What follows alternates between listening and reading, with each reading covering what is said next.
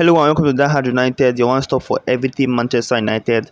After our frustrating draw against Newcastle, Ronaldo was subbed in the 70 minute, I think, and of course he wasn't happy about that. He was visibly very unhappy. He shook his head. He was angry. He was subbed, and then our last game against Spurs, which we won, he was benched for that game.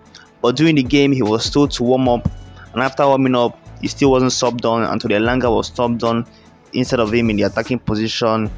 And yeah, as you can see from the picture and over the news, he walked out of the pitch before the end of the game. Around the 89th minute, he walked out of the pitch, and of course he obviously visibly angry he didn't get to feature against Spurs. And walking away, of course, sends a very strong message to the coach, to the fans and the players. Of course, also sending a message, and also is very, very disrespectful to Erik as the coach. You don't leave your box before the end of the game. It's of course very unacceptable, like he did in pre-season with other players. Ten Hag said it's very, very unacceptable, and he just did it now. And also, it's also disrespect to your fellow teammates who are playing a game and trying to win for the team, and you should honor them by staying until the game ends and everybody goes together. But he did not do that. And also for the fans that came to watch him and that are paying his wages and every other thing, for you to leave the game when the game is not over is also disrespect to the fans. But from the Ronaldo perspective, I also understand, because before we talk about what Ronaldo is doing, we'll talk about why is it happening. He wanted to leave in the summer. He wasn't sold. Ten Hag have accepted the fact that he's going to leave. The Glazers refused to sell him because they wanted the transfer fee for him. Clubs came for him, but they wanted to take him for free because of his salary demands are very high. They can't afford to pay a transfer fee and still pay his salary. But United, being United, we refused to sell him because we're not going to receive any transfer fee. And why would we sign a replacement for him when we're not going to get a transfer fee for him? That is the whole genesis of this whole story. The Ten Hag and Ronaldo clash, or power grab, power struggle.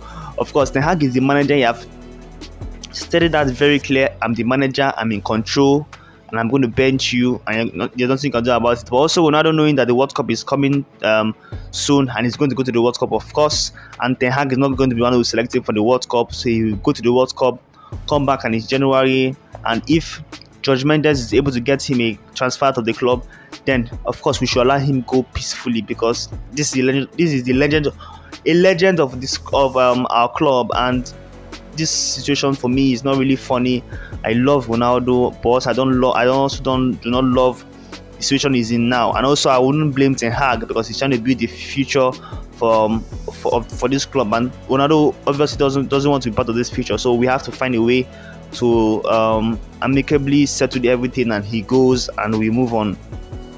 And after the game, Ten Hag was asked about what Ronaldo did, but his main focus was on the victory, celebrating the victory, and he will handle Ronaldo's situation later. And of course, he's going to have a meeting with Ronaldo, and he's going to tell Ronaldo off. He's going to blast Ronaldo or anything.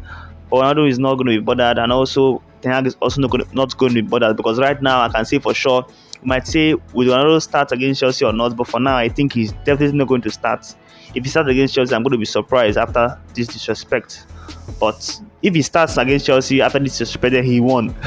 But if he doesn't start, then of course Ten Hag is telling him, I'm the coach, and you lose. But let's see what happens. But I really hope everything gets sorted out by January and we all move on. We get a replacement for him. Hopefully Gakpo from PSV, we send Gakpo for at least 35 million euro will be okay to get him, and it's very cheap, and we can let Ronaldo go and we can all move on. And I can also enjoy watching Ronaldo in another team scoring goals, since he can't do that here, because playing as a number 9 in Manchester United is a graveyard shift. We don't create enough chances for our number 9, and I would love to see Ronaldo in another team performing and scoring goals. We'll be looking forward to the Ten Hag press conference for the Chelsea game, and I'm sure that press conference is going to be filled with Ronaldo questions. But we're going to see and hear what happens, or what he says about with the Ronaldo situation, and also the preparations for the game against Chelsea. So stay tuned for more. This is Die United, your one stop for everything Manchester United. See you on the next one.